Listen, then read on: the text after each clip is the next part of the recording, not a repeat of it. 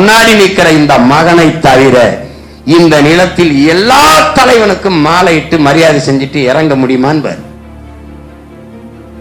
ஒருத்தர் தாத்தா முத்துராமலிங்கத்திற்கு போட முடியாது, ஒருத்தர் அண்ணல் அம்பேத்கருக்கு போட வரமாட்டார், ஒருத்தர் தாத்தா ரெட்டமலை சீனிவாசனுக்கு வரமாட்டார், ஒருத்தர் தாத்தா காமராஜருக்கு போட மாட்டார், ஒருத்தன் பாட்டன் வாவுசிக்கு போட வரமாட்டான், ஒருத்தன் தீரன் சின்னமலை பாட்டுன்னு வரும், ஒருத்தன் நம்ம பாட்டி வேலுநாச்சியாருக்கோ பூலித்தவனுக்கோ மருதவண்டிக்கோ வரமாட்டான். ஆனால் எல்லா இடத்துக்கும் ஒரு மகன் போக முடியும், அவர் வழிபட்டு வர முடியும்னா இந்த பிள்ளைகளால முடியும். விடுதலை போராட்ட வீரன் தானே தாத்தா முத்துராமலிங்க தெரியாதுக்கு 144 தடை உத்தரவு போடுறேன், வணங்கத்தானே போறேன். நீ என்ன விடுதலைக்கு போராட்டத்துக்கு போய் கிழிச்சா? நீ கடற்கரையில 2 ஏக்கர் எடுத்து படுத்திருக்க? நீ செக்கிழுத்தியா இல்ல தூக்குல தொங்குனியா?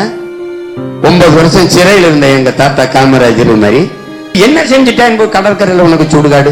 இந்தியாவில் எத்தனை மாநில முதல்வர்கள், இந்திய நாட்டின் விடுதலைக்கு போராடி இந்திய நாட்டை ஆண்ட தலைவர்கள் யார் கடற்கரையில் வழங்குற? யாரை கடற்கரையில் போச்சிருக்கு? 8 ஏக்கர் நிலத்தை கடற்கரையை ஆக்கிரமிச்ச நீ மக்களின் வீட்டை ஆக்கிரமிப்பு இடிக்கிறிய, உனக்கு அறிவு இருக்கா? இப்ப எனக்கு என்ன வெறி வரும்? முதல்ல இந்த கடற்கரையில் இருக்க சமாதிய பிராக்கிரம் தான் ஒரு அது ஒரே அதை ஆக்கிரமிப்புங்க, அவ்வளவுதான். நீங்கள் உங்களுடைய பெரியார் சார்ந்த இயக்கத்தில் நீங்கள் இருக்கிற போது நீங்கள் பேசிய விடயங்களை இன்றைக்கு அரசியல் நோக்கத்திற்காக மற்றவர்கள் பயன்படுத்தி கொண்டிருக்கிறார்கள். அதனால் நீங்கள் அந்த நேரத்தில் பேசியதும் இந்த நேரத்தில் பேசியதாக அவர்கள் காட்டிக் கொண்டிருக்கிறார்கள். நாங்க பேசிட்டோங்கிறீங்க. பரிசுத்தாவியால் இட்லி வேகுமான்னு கேட்ட கருணாநிதிக்கு ஏன் ஓட்டு போட்டீங்கன்னு கேட்டா உங்ககிட்ட பகிர்ந்துதான். கன்னியாஸ்திரிகள் எல்லாம் கன்னியாஸ்திரிகள் ஒண்ணும் இல்லையே என்ற கருணாநிதியை உங்களால மன்னிக்க முடியும், என்னையும் மன்னிக்க முடியாத, என்னையும் இது பண்ண முடியாத? எல்லாத்தையும் மன்னிக்கிற எனக்கு கர்த்தரே மன்னிச்சாலும் நீங்க மன்னிக்க மாட்டீங்க போடுது. அதுதான் இங்க இருக்கிற பெரிய இது. அதை விடுங்க. இப்ப என்ன அரசியல்? இன்னைக்கு சீமான் பேசுகிற நாம் தமிழர் கட்சி பிள்ளைகள், தம்பி தங்கிகள், அவன் உடன் பயணிக்கிற உறவுகள் எடுத்து வைக்கிற அரசியல் என்ன? அது இந்த நாட்டுக்கு மக்களுக்கு தேவையா? தேவையில்லை. தேவையில்லை, நிராகரியுங்கள். தேவை, ஆதரியுங்கள். அவ்வளவுதான், அவ்வளவுதான். கிறிஸ்தவர்களும் இஸ்லாமியர்களும் சிறுபான்மை இல்லை என்று நீங்கள் அடிக்கடி சொல்லிக்கிட்டே இருக்கிறீங்க.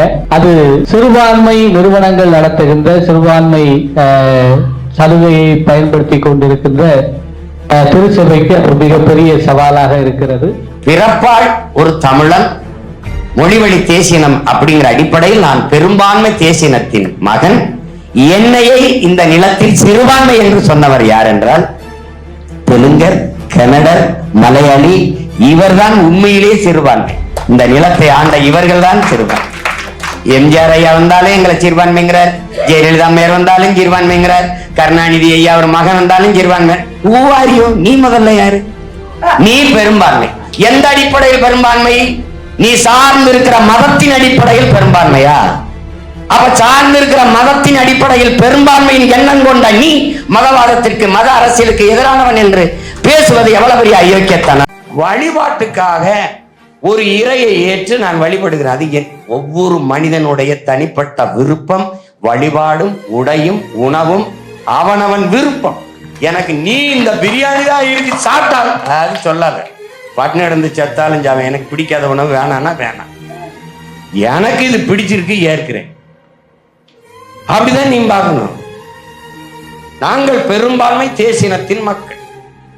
நாங்கள் இறை வழிபாட்டிற்காக இறைமகன் இயேசு அவர்களை வழிகாட்டியாக ஏற்று, அவரை இறையா ஏற்று நாங்கள் இந்த கிறிஸ்தவத்தை ஏற்றுக்கிறோம். நபிகள் நாயகம் அவர்களை இறை தூதராக ஏற்று நாங்கள் இந்த இஸ்லாத்தை ஏற்றுக்கிறோம். இவ்வளவுதான்.